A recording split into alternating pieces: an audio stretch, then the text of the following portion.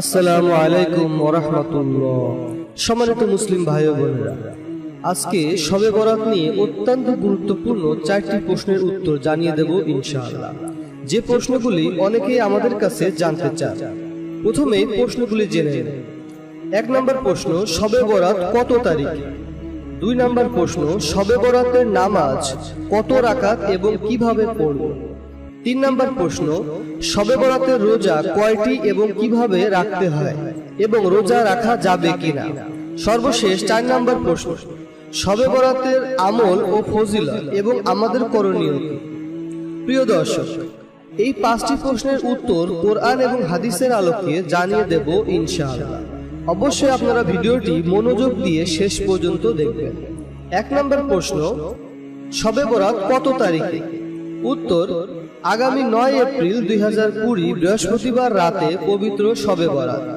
দিন শেষে যে রাত আসবে ওই রাতই হচ্ছে লাইলাতুল নিসফি মিন শাবান, 15 শাবান, অর্থাৎ শবে বরাতের রাত। শবে বরাত কথাটি ফার্সি থেকে এসেছে।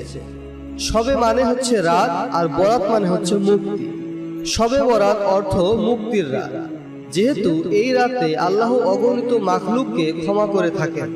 হাদিস শরীফে আছে, হযরত আয়েশা রাদিয়াল্লাহু তাআলা আনহা বলেন, নবীজি সাল্লাল্লাহু আলাইহি সাল্লাম তাকে বলেছেন, এ রাতে বনি কালবের ভেড়া বকরির পশমের সংখ্যার পরিমাণের চেয়েও বেশি সংখ্যক গুনাহগারকে আল্লাহ ক্ষমা করে দেন। সুবহানাল্লাহ। এটি তিরমিজি শরীফের 739 নম্বর হাদিস। 2 নম্বর প্রশ্ন, শবে বরাতের নামাজ কত রাকাত এবং কিভাবে পড়ব?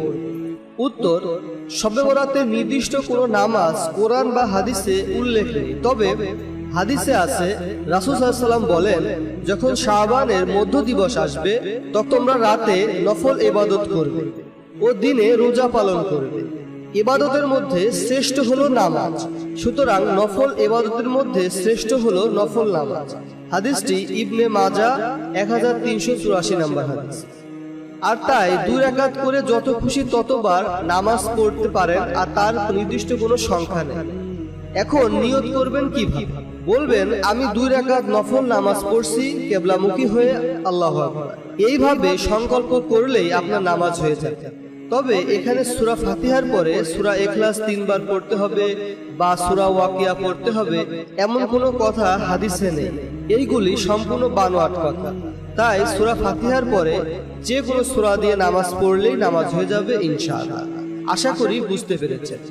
3 নম্বর প্রশ্ন, শবে বরাতের রোজা কয়টি এবং কিভাবে রাখতে হয় এবং রোজা রাখা যাবে কিনা? হাদিস শরীফে শবে বরাতের রোজার বিশেষ ফজিলত পাওয়া যায়। হাদিসে এসেছে, হযরত মুহাম্মদ সাল্লাল্লাহু আলাইহি সাল্লাম ইরশাদ করেন, 15 শাবান রাতে তোমরা নফল ইবাদত করো এবং পরদিন রোজা রাখো। এই হাদিস দিয়ে শবে বরাতের একটি নফল রোজা প্রমাণিত হয়। তবে বিভিন্ন হাদিসে হযরত মুহাম্মদ মুস্তাফা সাল্লাল্লাহু আলাইহি সাল্লাম প্রত্যেক আরবি মাসের 13, 14 ও 15 তারিখ 3 দিন 3টি নফল রোজা রাখতে উৎসাহিত করেছেন, যেটিকে আইয়ামে 20 বলা হয়। সেই হিসাবে শাবান মাসেও এই 3টি রোজা রাখা যেতে পারে।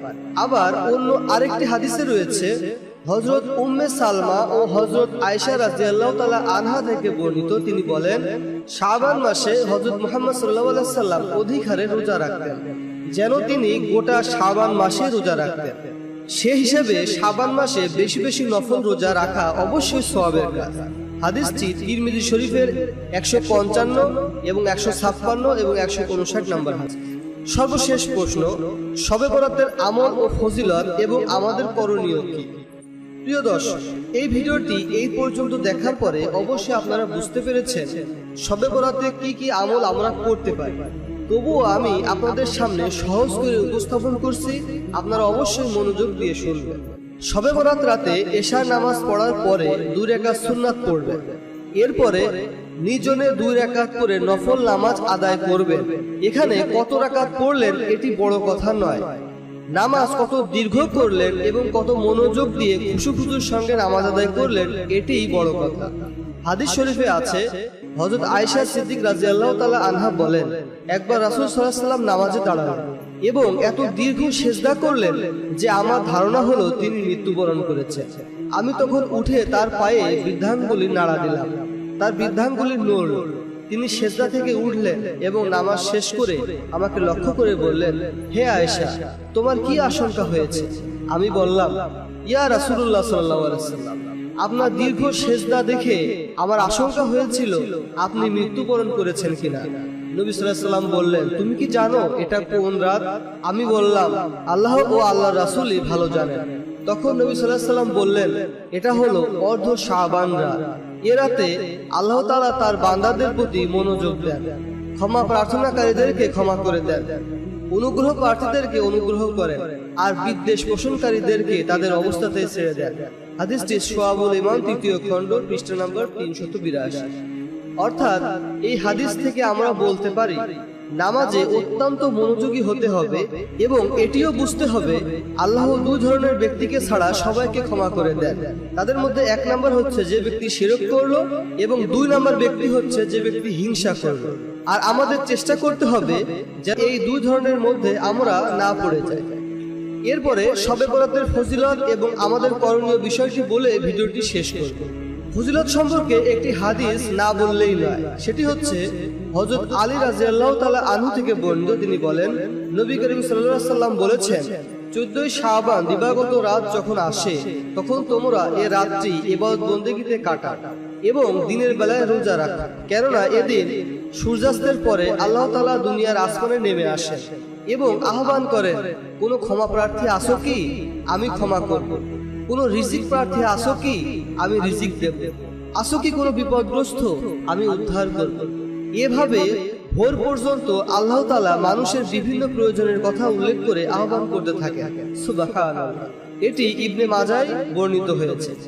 আমাদের আবশ্যকীয় করণীয় হলো এই রাতে আমরা বেশি বেশি ইস্তেগফার করব, যাতে করে আল্লাহ তাআলা আমাদেরকে ক্ষমা করে দেন এবং বেশি বেশি নফল ইবাদতে মশগুল থাকব। আল্লাহ তাআলা আমাদের সকলকে আমল করার তৌফিক দিন। সকলে বলুন আমিন। প্রিয় দর্শক, ভিডিওটি বেশি বেশি শেয়ার করুন যেন সকলে এই আমলগুলি করতে পারে এবং সঠিক বিষয়গুলি জানতে পারে। সকলে ভালো থাকবেন, সুস্থ থাকবেন সেই আশাবাদ ব্যক্ত করে আসসালামু আলাইকুম ওয়া রাহমাতুল্লাহি ওয়া বারাকাতুহু।